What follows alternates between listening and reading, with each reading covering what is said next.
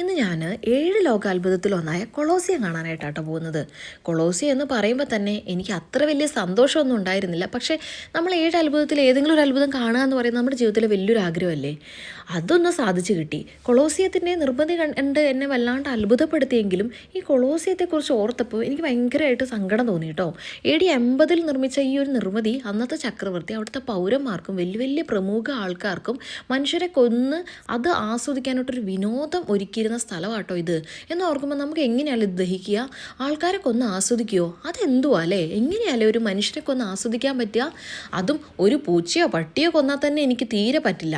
ഭക്ഷണത്തിനാണെങ്കിൽ പോലും കൊല്ലുന്നിടത്ത് പോയി വായി നോക്കി നിൽക്കാൻ എന്നെ കൊണ്ടാവില്ല കേട്ടോ.